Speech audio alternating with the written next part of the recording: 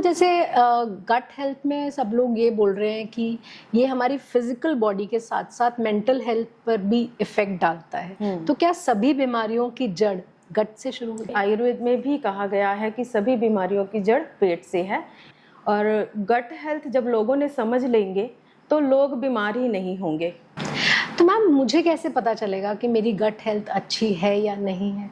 Blood जो circulate हो रहा है अगर वो टॉक्सिन्स वाला है तो आपको बीमारी होगी और उसका मेन रीजन गट हेल्थ ही। तो मैम गट हेल्थ को हम कैसे इम्प्रूव कर सकते हैं? कैसे अपने गट को हमेशा हेल्दी रख सकते हैं? स्ट्रेस तो आजकल सभी को है। छोटे बच्चों को पढ़ाई की स्ट्रेस है, किसी को जॉब की स्ट्रेस है, किसी को घर में रहने की स्ट्रेस है, मेंबर्स घर के परेशान करते हैं। तो इन सब चीज़ों को कैसे ओवरकम कर सकते हैं? मैम कोई आयुर्वेदिक टिप भी है स्ट्रेस को कम करने? कहते हैं कि बैठ के पानी पीजिए, क्योंकि पानी पीते ही आपके घुटनों में चला जाएगा, आपके घुटने खराब हो जाएंगे। इस बात में कितनी सच्चाई है? कंफर्टेबल है तो आप बादाम रोगन, जैसे बच्चे हैं उनको कोई ऐसी दिक्कत नहीं है ना, कोई ऐसा नहीं है तो उनको मैं बादाम रोगन कह देती हूँ कि आप बच्चों को बादाम रोगन लगाना शुरू कर दो ताकि वो इस मोड में जाए ही नहीं। आटा सब लोग बोलते हैं कि गेहूं का नहीं खाना चाहिए। आटा और तेल का बहुत ज्यादा इम्पोर्टेंस है हमारे डाइट में। तो तेल कैसा होना चाहिए और आटा कैसा होना चाहिए? Hello and welcome to be magnetic with Monica. बुजुर्ग लोग कहा करते थे कि सभी बीमारियों की जड़ पेट से शुरू होती है, लेकिन आजकल सभी लोग पेट से ज्यादा गट हेल्थ की बात कर रहे हैं और गट हेल्थ को भी सभी अपने अपने तरीके से डिफाइन कर रहे हैं। तो आज हमारे साथ हैं डॉक्टर मीनू बत्रा, जो कि एक बहुत ही एक्सपीरियंस्ड आयुर्वेदिक डॉक्टर हैं और 25 सालों से लोगों का ट्रीटमेंट कर रही हैं। आज हम इनसे जानेंगे कि गट एक्चुअली होता क्या है, हम गट को अपने कैसे इम्प्रूव कर सकते हैं और हमें क्या प्रिवेंशंस लेनी चाहिए ताकि हमें गट से रिलेटेड प्रॉब्लम्स ना हो। Hello ma'am and welcome to be magnetic with Monika. Thank you Monika ji, मुझे ये प्लेटफॉर्म देने के लिए, क्योंकि आज टॉपिक भी बहुत अच्छा है कि गट हेल्थ। और गट हेल्थ जब लोगों ने समझ लेंगे तो लोग बीमार ही नहीं होंगे। और मेरा मोटिव हमेशा से ये रहता है कि मैं लोगों को बीमारी से तो ठीक करूं ही करूं, लेकिन उन्हें ऐसी चीज़ें बताऊं जिससे वो बीमार होने से बच सके। तो बी मैग्नेटिक विद मोनिका एक बहुत अच्छा प्लेटफॉर्म है जिससे ज़्यादा से ज़्यादा मेरी बात, मेरी नॉलेज लोगों तक पहुंचेगी। Thank you once again. Ma'am सबसे पहले आप हमें ये बताइए कि गट होता क्या है, बिकॉज सब लोग अपने अपने तरीके से गट को डिफाइन कर रहे हैं। हाँ, गट के लिए बहुत सारी रिसर्चेज आई हैं। पहले ये वर्ड नहीं होता था, लेकिन आजकल ज़्यादा यूज़ हो रहा है ये वर्ड। और जब इसके बारे में रिसर्चेस का भी मैंने स्टडी ही किया, क्योंकि मैं ये गट वर्ड यूज़ नहीं करती थी, तो कुछ ने इसको डाइजेस्टिव ट्रैक माना है, जिसको गैस्ट्रो इंटेस्टाइनल ट्रैक कहा जाता है, जो माउथ से स्टार्ट होता है एनस तक जाता है। ये माउथ आता है, इसमें फिर फूड पाइप आता है, स्टमक आता है, लार्ज इंटेस्टाइन आता है और एनस आता है। और इसके साथ साथ जो हमारे किडनी है, लीवर है, गॉल ब्लैडर है, पैनक्रियाज है, वो भी हमारे डाइजेशन को सपोर्ट करते हैं। लेकिन कुछ रिसर्चर ने इसको सिर्फ इंटेस्टाइन माना है और मेरा पॉइंट ऑफ व्यू भी इसको लार्ज इंटेस्टाइन मानना है, क्योंकि लार्ज इंटेस्टाइन में ही हमारा डाइजेशन कंप्लीट होता है। हमारे जो न्यूट्रिशन है, विटामिन्स हैं, वो ब्लड में एब्जॉर्ब होकर हमें एनर्जी देते हैं और वेस्ट बाहर निकलता है। तो मैं गट को एक लार्ज इंटेस्टाइन ही मानती हूँ। तो मैम जैसे गट हेल्थ में सब लोग ये बोल रहे हैं कि ये हमारी फिजिकल बॉडी के साथ साथ मेंटल हेल्थ पर भी इफेक्ट डालता है। तो क्या सभी बीमारियों की जड़ गट से शुरू होती है? जी हाँ, ये सच है, क्योंकि आयुर्वेद में भी कहा गया है कि सभी बीमारियों की जड़ पेट से है। वो ऐसा क्यों है कि जो हमारी गट है ना, वो एक ऑटोमेटिक मशीन की तरह काम करता है। जैसे एक तेल निकालने की मशीन है ना, तो उसमें हम क्या करते हैं कि सीड्स डालते हैं, उसमें 2 आउटलेट होते हैं, एक अंदर प्रोसेसिंग होके ऑयल अलग निकलता है और वेस्ट अलग निकलता है।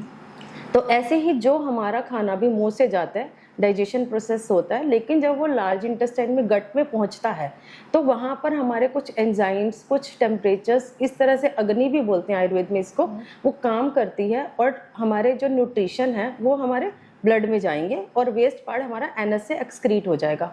लेकिन अगर गट अच्छा नहीं है तो हमारा ब्लड इतना हेल्दी नहीं है, तो हमारे जो टॉक्सिन्स है वो पूरी तरह से बाहर नहीं आए, वो ब्लड में मिक्स हो गए। आप देखो ना, किसी भी बीमारी का चाहे वो पेट हो, ब्रेन हो, है ना, या फीवर ही हो सिंपल, तो हम ब्लड टेस्ट कराते हैं। ब्लड में ही तो नहीं आता है ना कि हम किस तरह से, क्या हमें टाइफाइड है, क्या हमें वायरल है, क्या हमें कैंसर है, या हमें टीबी है ना, है टीबी स्टमक की या चेस्ट की, वो हमें बाद में पता चलता है, लेकिन हम कंफर्म ब्लड टेस्ट से करते हैं। बिल्कुल। तो इसीलिए ब्लड जो सर्कुलेट हो रहा है, अगर वो टॉक्सिन्स वाला है तो आपको बीमारी होगी, और उसका मेन रीजन गट हेल्थ ही। मुझे कैसे पता चलेगा कि मेरी गट हेल्थ अच्छी है या नहीं है? गट हेल्थ मीन्स इंटेस्टाइन बताया है ना, हमारी आंतों की बीमारियां, जिसमें कि जैसे कि कॉन्स्टिपेशन होना, लूज मोशन होना, आप खाना खा रहे हो और आपको बार बार वॉशरूम जाना पड़ रहा है, और आपको बर्पिंग ज़्यादा हो रही है। बर्पिंग में भी हम दो तरह से देख सकते हैं कि आपको जलन हो रही है, खाना खाने के बाद जो बर्ब्स आ रहे हैं वो जलन वाले आ रहे हैं, या जो आपने खाना खाया वो एज इट इज़ मुंह में आ रहा है, उसका टेस्ट आ रहा है, तो इसका मतलब हमारा डाइजेशन कंप्लीट नहीं है। इसके साथ साथ सिर में दर्द हो जाना, और अगर हम इन सिम्टम्स को ध्यान नहीं देते, ठीक है गैस बन रही है, कोई बात नहीं, नॉर्मल सी बात है, तो जब हम इसको इग्नोर करते हैं तो हम आगे एक किसी बड़ी बीमारी में जाते हैं, जैसे कि thyroid, diabetes, PCOD, even joint pains. आपने देखा कि बाई का दर्द कितना कॉमन है, लेकिन कौन सा एज ग्रुप मुझे बताता है ये आकर?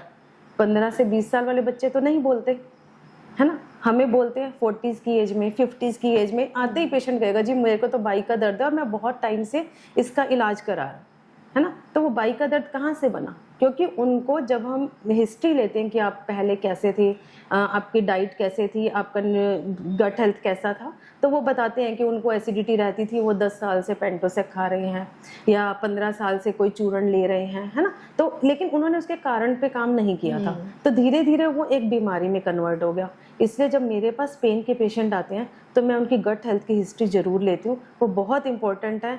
अगर आप अपनी गट पे केयर करेंगे तो आप बड़ी बीमारी में कन्वर्ट नहीं। तो मैम हमारी गट हेल्थ के लिए कौन कौन से फैक्टर्स रिस्पॉन्सिबल होते हैं? इसमें मेन 4 फैक्टर्स हैं, diet, exercise, stress and sleep. Diet में लोगों को बहुत कुछ पता भी है, लोग इतने वीडियोस देखते भी हैं, तो मुझे लगता है कि मैं थोड़ा सा अलग सोचती हूँ। डाइट का मतलब सिर्फ ये नहीं है कि आपने सुबह एलोवेरा जूस ले लिया, घी का जूस ले लिया, है ना, आंवला जूस ले लिया। आपको क्या सूट करता है इसके ऊपर ध्यान देना चाहिए, और आपकी बॉडी ही आपको ज़्यादा समझाती है। आप अपनी बॉडी की लैंग्वेज को समझने की कोशिश करें। जिस डाइट से आपका गट हेल्दी हो, मीन्स आपको कॉन्स्टिपेशन नहीं हो, आप मॉर्निंग में जब वॉशरूम जाते हैं तो आपको वहाँ ज़्यादा देर तक नहीं बैठना चाहिए। अगर आपको लग रहा है कि मैंने 15-20 मिनट लगाए फिर भी मेरा पेट साफ नहीं हुआ, मुझे हल्कापन नहीं लग रहा, तो इट मीन्स जो आपने 24 घंटे पहले डाइट लिया वो आपको ठीक नहीं है। और जिस दिन आपको लगे कि मैं बहुत अच्छे से फ्रेश हो गए, चाहे वो मसाले ही क्यों ना खाए हो, और आप फ्रेश हो गए, तो आपके लिए मसाले भी बेटर ऑप्शन है। तो अपनी लैंग्वेज, अपने गट हेल्थ को देखने के लिए आप सुबह का स्टूल देखेंगे कि स्टिकी तो नहीं है, स्टूल इजीली फ्लो हो रहा है, और आपको टाइम ज़्यादा तो नहीं लग रहा, आप फ्रेश होके आए तो क्या आपको हल्कापन लगा, ये तो नहीं लगा कि अभी दोबारा जाना है मुझे वॉशरूम, और आपको एनर्जेटिक लगा, आपको भूख खुलकर लगी, और आप सारा दिन काम अच्छे से कर रहे हैं, तो वो डाइट आपके लिए बेस्ट है। ऐसे में मैं अपने पेशेंट्स को कहती हूँ आप अपनी एक डायरी बनाओ जिसमें लिखो कि आपने क्या खाया, और मॉर्निंग में टिक करो कि आपको क्या फील हुआ। फिर हम जब 1 मंथ ट्रीटमेंट हो जाता है, फिर वो देखते हैं कि हमारी फ्रीक्वेंसी अच्छे होने वाली ज़्यादा हो गई है, कम होने वाली ठीक हो गई, क्योंकि वो कॉन्शियस हो गए हैं कि हाँ मुझे ये खाना है या मुझे नहीं खाना है। सिर्फ ये देख कर नहीं कि दूसरा ये डाइट ले रहा है तो मुझे भी ये डाइट लेनी है। जैसे कोविड के टाइम हुआ था, काढ़ा बहुत लोगों ने पिया था और बहुत लोगों को फ़ायदा भी हुआ था, लेकिन कुछ ने कहा कि हमारे लीवर पे असर आ गया, हमें जॉन्डिस हो गया, कुछ ने कहा कि हमें पाइल्स की दिक्कत होगी। क्यों? क्योंकि उनको गर्म चीज़ सूट ही नहीं कर रही थी, वो जस्ट एक पैनिक था कि कोविड से बचना है तो ये लेना है। तो अपनी हेल्थ को देखकर और अपनी फीलिंग्स को देखकर ही डाइट डिसाइड करनी चाहिए। आप आयुर्वेदिक क्लिनिक्स पे जाकर अपनी प्रकृति चेक करा सकते हैं, और उस प्रकृति से हमें पता चल जाता है कि आपको क्या सूट करता है, तो आप उनकी भी हेल्प ले सकते हैं। दूसरा फैक्टर एक्सरसाइज। सभी लोग पार्क में जाते हैं, आजकल बहुत अवेयर हैं, योगा के लिए भी बहुत अवेयर हैं, और बहुत अच्छी चीज़ भी है, लेकिन फिर से वही बात है कि लोगों को ये नहीं पता कि रुकना कहाँ है। अगर 2 दोस्त वॉक कर रहे हैं, एक फैटी है एक नॉर्मल है ना, फैटी वाले के लिए तो अच्छा है कि वो कितना ही कर ले और बात करते करते उनको पता भी नहीं चलता कि उन्होंने कितने पार्क के राउंड्स ले लिए। लेकिन जो बंदा फिट है, पतला है, तो तो उसमें अगर मसल मास कम है, फैट कम है, तो वो उसके जॉइंट्स को वीक करता है। तो उसको रुकना चाहिए, ये नहीं कि सिर्फ दोस्ती निभाई चले जाओ। तो हमें ये लगता है कि जब पसीना ज़्यादा आए और ख़ास तौर पे जब आपके माथे पर पसीना आ जाए तो आपको इमीडिएट रुकना चाहिए, चाहे वो 10 मिनट में भी आए। तो आपको बॉडी अलाउ नहीं करे और वॉक करने के लिए, और वॉक करने के लिए शूज़ अच्छे होने चाहिए, क्योंकि जब नी पेन के कुछ पेशेंट्स आ रहे हैं तो वो ध्यान नहीं देते हैं कि शूज़ कैसे हैं। और दूसरा, हम लोग ये एडवाइस करते हैं कि आप कच्ची चीज़ों पे चलो, है ना, घास में चलो, और इससे आपके जो कुशन इफेक्ट मिलता है नीज को, तो पेन्स कम होती है। नहीं तो कुछ सालों की सैर से नी पेन बढ़ता है, वो इसीलिए बढ़ता है क्योंकि आपके शूज़ प्रॉपर नहीं है और आपने जो राउंड काटा है वो पक्की चीज़ों पे काटा है। जैसे वो पाथ बना हुआ है तो उस पर ज़्यादा राउंड काटा, अगर उस पर काटना है तो अपने शूज़ की कुशनिंग अच्छी होनी चाहिए। तो जब भी आपको पसीना आए, वो एक कार्डिनल पॉइंट है कि आपको रुकना चाहिए किसी भी एक्सरसाइज में। उसके बाद हम बात करेंगे स्लीप पैटर्न की। स्लीप तो लोगों को आजकल लगता ही नहीं कि इसका खाने से कोई रिलेशन है ना, लेकिन स्लीप से हमें स्लीप चाहिए ही क्यों? सिर्फ रेस्ट करने के लिए कि हम थक गए, ऐसा नहीं है।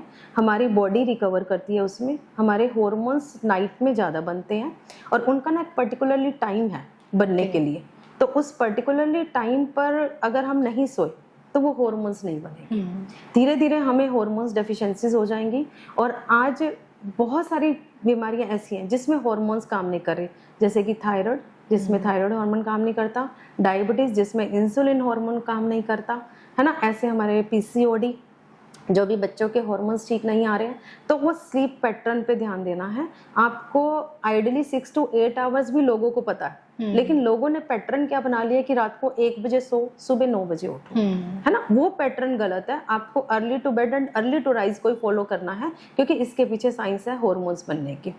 हाँ, अगर आप किसी काम की वजह से, अब जो लोग नाइट शिफ्ट्स में काम कर रहे हैं, कॉल सेंटर्स में है या मल्टीनेशनल कंपनीज में है, तो उनकी एक मजबूरी है।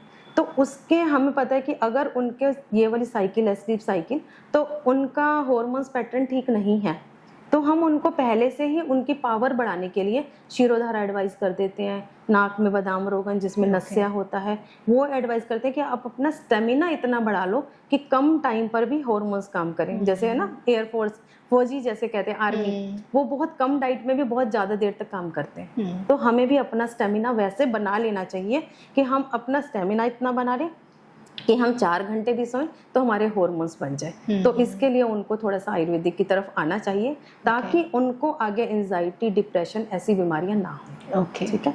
उसके बाद हमारा आया स्ट्रेस जी।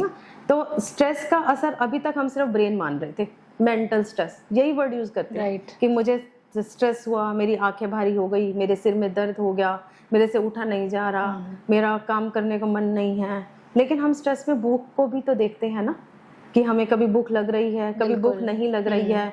बहुत कोई ऐसा मोमेंट हो गया कि जिससे हमें भूख नहीं लग रही, कुछ घर में मिस हैपनिंग हो गई, तो हम 24 घंटे भी बिना भूखे रह सकते हैं, बिना खाए रह सकते हैं। और बहुत खुश है तो हम खाना खा के भी पार्टी कर सकते हैं। तो हमारे का भूख से क्या रिलेशन आया? क्योंकि हमारे गट में बहुत सारे न्यूरॉन्स हैं। ब्रेन में भी जो ये मैसेज देते हैं कि हमारे को सिर भारी हो रही है, तो ये हमारे को न्यूरॉन्स मैसेज देते हैं। न्यूरॉन्स एक केमिकल मैसेंजर्स हैं जो हमारी फीलिंग्स को, हमारी इमोशंस को स्टोर करते हैं और उसके अकॉर्डिंग हम रिएक्ट करते हैं। तो बहुत सारी रिसर्चेस हुई हैं इस पे और पाया गया है कि गट में जो है न्यूरॉन्स ब्रेन से भी ज्यादा है। इसलिए लोग गट फीलिंग की बात करते हैं कि आज गट फीलिंग है कि ये बंदा मेरे साथ ठीक कर रहा है, मुझे इंट्यूशंस हो रही हैं, ये ठीक नहीं है। हम कहेंगे कि ये अच्छा है, नहीं मुझे इंट्यूशंस हो रही है कि अच्छा नहीं है।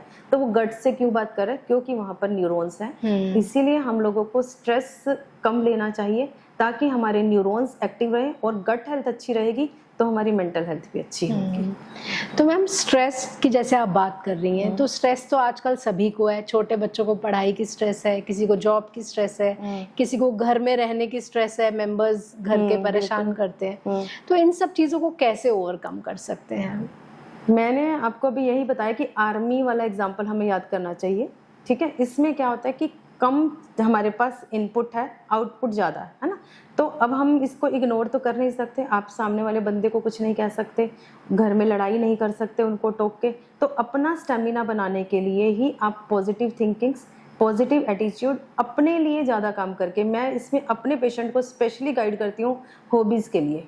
मैं कभी भी ऐसी मेडिटेशन नहीं गाइड करती कि आप आंख बंद करके सोचो। जो भी मेडिटेशन है जो आपको अच्छी लगनी चाहिए। मेडिटेशन का मतलब मैं हॉबी डेवलपमेंट मानती हूँ कि अपनी हॉबी, जहाँ आधा घंटा आपने रुके एक रूम में, आपने वो सब किया जो आपको पसंद था, फिर कोई कुछ भी कह दे तो आपको इतना असर नहीं होगा। तो पॉजिटिविटी डालने से हमारी जो नेगेटिविटी है उसका इम्पैक्ट बॉडी में कम हो जाता है।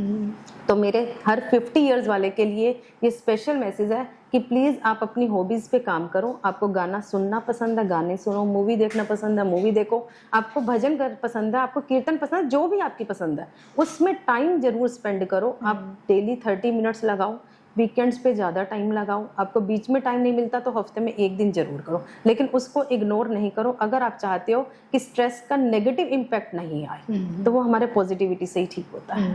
मैम कोई आयुर्वेदिक टिप भी है स्ट्रेस को कम करने के लिए? स्ट्रेस को कम करने के लिए मैं डीप ब्रीदिंग बताती हूँ। लंबा गहरा सांस लेना मैं करके बता देती हूँ। नाक से सांस लेना और मुंह से छोड़ना, ठीक है? तो उससे हमारे हार्मोन्स थोड़े से बैलेंस्ड होते हैं, तो हमारा स्ट्रेस कम हो जाता है। आप उस जगह से उठ जाओ जिस जगह पर आप बैठे हो, क्योंकि उस माहौल में ही आप कुछ ना कुछ सोच रहे हो। आप जैसे ही जगह बदलते हो, चाहे 1 मिनट के लिए, तो आप उससे थोड़ा सा दूर होते हो तो उसका असर कम हो जाता है। आप उठकर पानी पीने जा सकते हो। पानी पीने से फिर हमारे हार्मोन बैलेंस होते हैं। हार्मोन बैलेंस होते हैं, गट हेल्थ के हार्मोन और न्यूरॉन्स बैलेंस होते हैं, क्योंकि पानी हमारा गट में जा रहा है। तो साथ साथ हम गट हेल्थ और ब्रेन को टॉनिक देकर और अपनी सिचुएशन बदलकर स्ट्रेस को ओवरकम कर सकते हैं। नाभि में तेल डालना गट हेल्थ के लिए अच्छा है। उसमें भी हम ऐसे तेल बता देते हैं, जैसे हमारा ब्रह्मी तेल आता है कि आप वो नाभि में डालो अगर आपको स्ट्रेस ज़्यादा रहता है। साथ में आपको ब्रेन पे, आज्ञा चक्र पे, यहाँ पे तेल लगाना बता देते हैं कि आप घर पे थोड़ा सा यहाँ पर तेल लगाओ। तो कोई भी तेल लगा सकते हैं या अकॉर्डिंग टू, वैसे तो सिचुएशन होता है। एंजाइटी एंड डिप्रेशन दोनों की अलग अलग चीजें होती हैं। एंजाइटी में आप हाइपर एक्टिव और डिप्रेशन में आप सैड मोड में, तो दोनों के ऑयल अलग अलग होते हैं। हाँ, लेकिन इन जनरल अगर आप बिल्कुल कंफर्टेबल, आपको ऐसी कोई इश्यूज नहीं है, तो आप बादाम रोगन भी सिंपल लगा सकते हैं। आलमंड ऑयल ले सकते हैं। ओके, नहीं तो आपको आयुर्वेदिक डॉक्टर से कंसल्ट करना पड़ेगा सिम्टम्स के अकॉर्डिंग, ताकि हम उन चीजों को ठीक कर सके। अगर आपको हो रहा है डिप्रेशन, मैंने कोई हैवी ऑयल बता दिया, आपने वो लगा लिया, आपका डिप्रेशन बढ़ता चला जाएगा। फिर आपको लगेगा कि डॉक्टर मीनू ने क्या बताया था। तो अपने सिम्टम्स के अकॉर्डिंग आप कंफर्टेबल हैं तो आप बादाम रोगन, जैसे बच्चे हैं उनको कोई ऐसी दिक्कत नहीं है ना, कोई ऐसा नहीं है, तो उनको मैं बादाम रोगन कह देती हूँ कि आप बच्चों को बादाम रोगन लगाना शुरू कर दो, ताकि वो इस मोड में जाए ही नहीं। ये चीज। मैम एक पानी की आपने बात करी है कि पानी गट में जाएगा, आप पिएंगे तो कुछ लोग कहते हैं कि बैठ के पानी पीजिए, क्योंकि पानी पीते ही आपके घुटनों में चला जाएगा, आपके घुटने खराब हो जाएंगे। इस बात में कितनी सच्चाई है? मैं इस बात को नहीं मानती, क्योंकि साइंस में ऐसा कुछ नहीं है कि हमने पानी पिया और घुटने में चला जाएगा। जो हमारा प्रोसेस है डाइजेशन का, उसने वही काम करना है, वो इंटेस्टाइन से होकर ही जाएगा। कोई ऐसा बाहर से पाइप तो लगा नहीं है। तो मैंने कभी अपने पेशेंट को ये एडवाइस नहीं दिया है कि आप बैठकर पानी पियो या खड़े होकर। आप देखो ना, एथलीट्स है, वो तो चलते चलते भी पानी पीते हैं, और उनके लिए तो घुटने इंपॉर्टेंट है। बिल्कुल, घुटने ठीक नहीं तो उनका काम नहीं है ना, तो वो केयर करेंगे ही करेंगे। तो वो क्यों ऐसे करते हैं? तो साइंस कभी भी नहीं कहती इस चीज के लिए। मुझे नहीं पता कि क्या लॉजिक था, पर मेरे समझ में नहीं आया। ओके। और मैम कुछ लोग ये भी कहते हैं कि गर्म पानी पीने से मतलब कि अच्छा होता है हमारी बॉडी के लिए, टॉक्सिन्स निकलते हैं, तो क्या सच है ये? पानी रूम टेम्परेचर या ल्यूकवार्म होना चाहिए, क्योंकि हमारी बॉडी एक पर्टिकुलरली टेम्परेचर पे काम करती है। हम थर्मामीटर लगाते हैं ना, 38 डिग्री आता है उसमें, या 98 आप बोल सकते हैं। 38 डिग्री सेंटीग्रेड होता है और 98। तो अगर हमारा टेम्परेचर बहुत डाउन चला जाए तो भी हमें वीकनेस रहती है, टेम्परेचर बढ़ जाए तो भी हमें फीवर फील होता है। तो उसी टेम्परेचर पे हमारी बॉडी काम करती है। अगर हम बहुत ठंडा देंगे पानी, जैसे 9 डिग्री है ना, फ्रिज में से निकाला पी लिया, तो वो हमारी गट को सूट नहीं करता। उसको डाइजेस्ट करने के लिए हमारी गट को बहुत मेहनत करनी पड़ती है कि उस लेवल पे लाने के लिए। और अगर आपकी बॉडी ज़्यादा मेहनत करेगी तो अंदर से कमज़ोर हो जाएगी। और बहुत गर्म लेंगे वो भी गलत है कि हमारी बॉडी में, हाँ, अगर किसी को कफ कोल्ड है ना, तो उसका कफ जमा हुआ है, उसमें हम गर्म पानी लेते हैं ताकि वो उस कफ को मेल्ट करके नीचे करे। फिर वही आ जाता है कि अकॉर्डिंग टू डिजीज, आपको एसिडिटी है तो आप नॉर्मल टेम्परेचर पे ले सकते हैं या थोड़ा सा ठंडा ले सकते हैं। लेकिन अगर आपको कफ कोल्ड है तो आप गर्म पानी, जैसे टेंडेंसी है कि मेरे को हर महीने खांसी जुकाम होता है, तो आप थोड़ा सा गर्म ले सकते हैं। अगर आप नॉर्मल है तो ल्यूकवार्म पे जा सकते हैं। और कितना पानी पी सकते हैं मैम एक दिन में? पानी मेरे हिसाब से 2.5 से 3 लीटर ही होना चाहिए, क्योंकि बहुत ज़्यादा पानी हमारी गट हेल्थ को फिर डिस्टर्ब करता है। जैसे मैंने आपको पहले शुरू में बताया था कि हमारी अग्नि होती है, इसको आयुर्वेद में अग्नि कहा जाता है, और अगर हम अग्नि पर पानी डालेंगे तो हमारी अग्नि डिस्टर्ब हो जाएगी, है ना। हम आग बुझाने के लिए पानी यूज करते हैं, इसीलिए कभी भी एकदम इकट्ठा पानी तो मैं किसी को भी नहीं कहती थी, चाहे 2 से 3 लीटर हो। सिप सिप करके थोड़ा थोड़ा और बार बार पानी पीना चाहिए, ताकि वो हमारे अंदर के जो मेटाबॉलिज्म है उसको बूस्ट करे, ना कि उसको डिस्टर्ब करे। ओके। और मैम खाने के टाइमिंग्स कितने इम्पोर्टेंट है? खाने के टाइमिंग्स उतने ही इम्पोर्टेंट है जितने हमारे काम के टाइमिंग्स इम्पोर्टेंट है ना। अगर हम काम कर रहे हैं, आप भी जॉब में हो, मैं भी जॉब में हूँ, जितना मेरा वर्किंग आवर्स है उतने तक तो ठीक है, लेकिन अगर कोई रात को 10 बजे मेरी बेल बजाएगा कि इमरजेंसी है, तो मुझे थोड़ी सी दिक्कत होगी, है ना। आपको भी कोई ऑफ द टाइम बुलाएगा तो दिक्कत होगी। ऐसे ही ना हमारे ऑर्गन्स के भी टाइमिंग्स है। अगर वो 12 से 2 में हमारे डाइजेस्टिव एंजाइम्स बहुत स्ट्रॉन्ग होते हैं, उस टाइम तो आपने उनको खाना दिया नहीं, हम खाना खाने 3 बजे 4 बजे, तो फिर उस टाइम तो वो आधा अधूरा ही काम करेंगे। काम तो करेंगे नो डाउट, लेकिन क्या होगा कि वो डाइजेशन कंप्लीट नहीं होगा, और जब अनडाइजेस्टेड फूड हमारा पड़ा रहेगा तो वो हमारी गट हेल्थ को डिस्टर्ब करेगा, ब्लड में टॉक्सिन्स चले जाएंगे, फिर हम लोग बीमार होने लग जाएंगे। इसीलिए हम पर्टिकुलरली कहते हैं कि जो दोपहर का खाना है वो 12 से 2 के बीच में हो जाना चाहिए। रात का खाना भी ऐसे हम लाइट फूड लेते हैं क्योंकि रात को एंजाइम्स इतने एक्टिव नहीं होते, तो रात का खाना 7 से 8 इसीलिए बोला जाता है कि आप खाना खाओगे, भरपेट खाना खाओ, लेकिन टाइम जल्दी करो।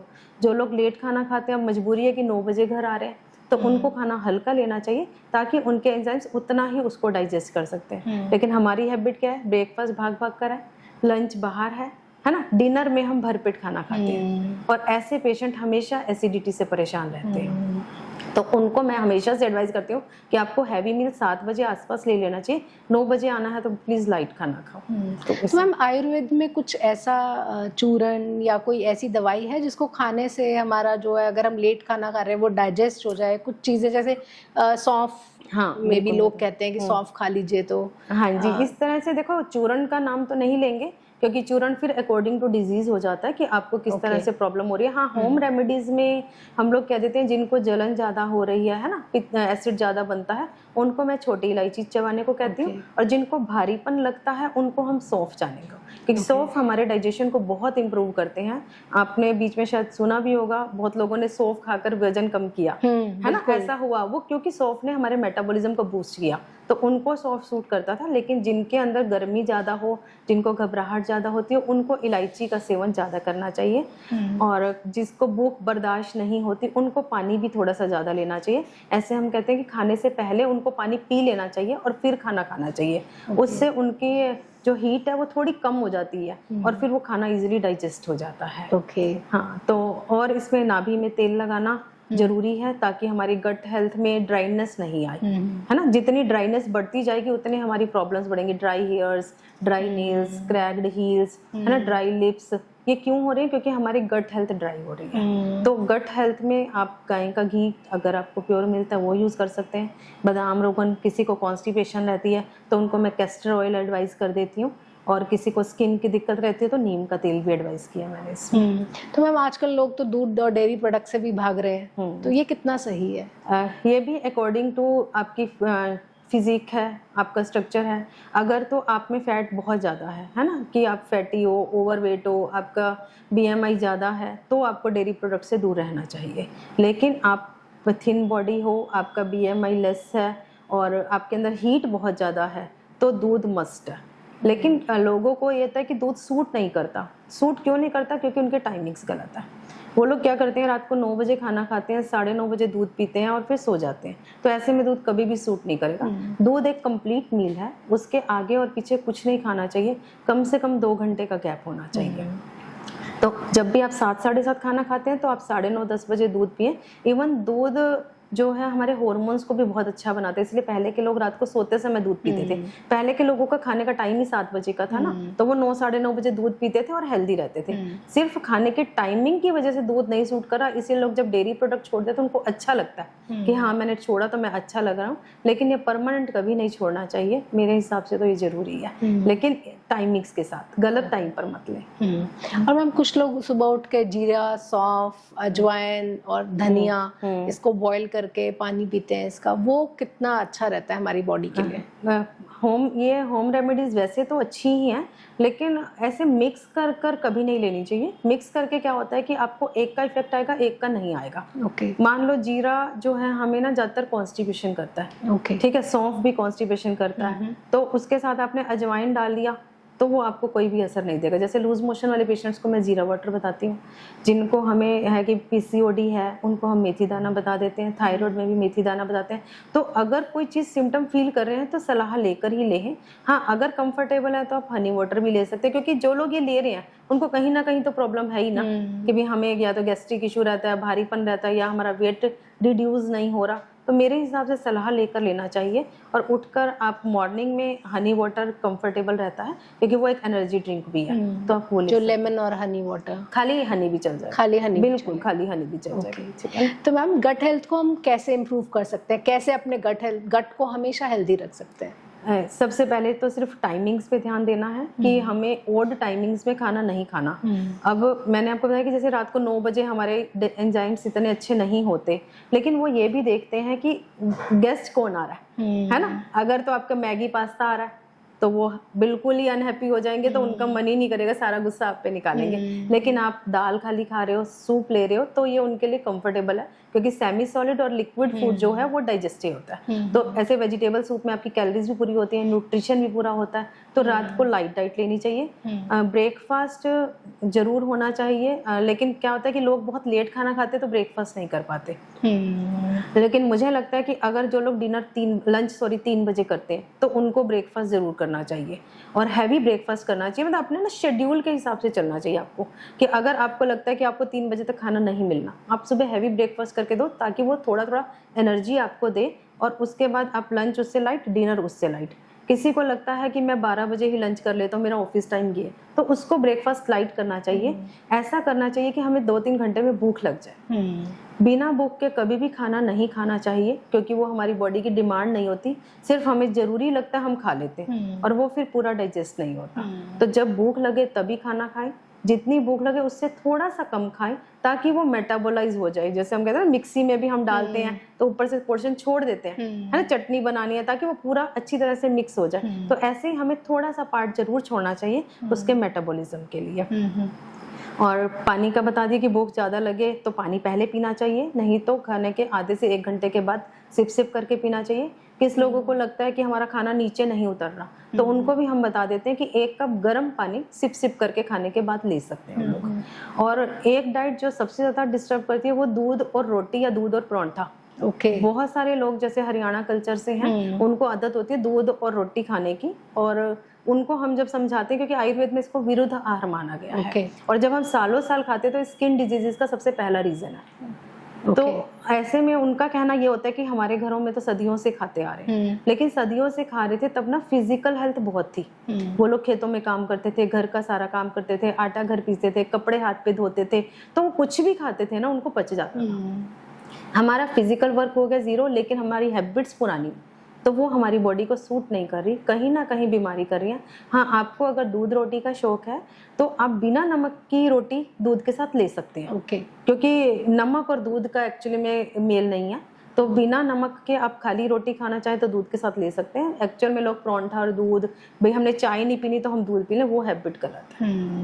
मैम एक क्वेश्चन और है कि जैसे आटा, सब लोग बोलते हैं कि गेहूं का नहीं खाना चाहिए, आटा और तेल का बहुत ज्यादा इम्पोर्टेंस है हमारे डाइट में, तो तेल कैसा होना चाहिए और आटा कैसा होना चाहिए? आटा मैं मल्टीग्रेन तो कभी भी प्रेफर नहीं करती हूँ, क्योंकि कोई भी चीज़ हम मिक्स खाएंगे तो हमारी बॉडी किसी चीज़ को डाइजेस्ट करती है, किसी को नहीं।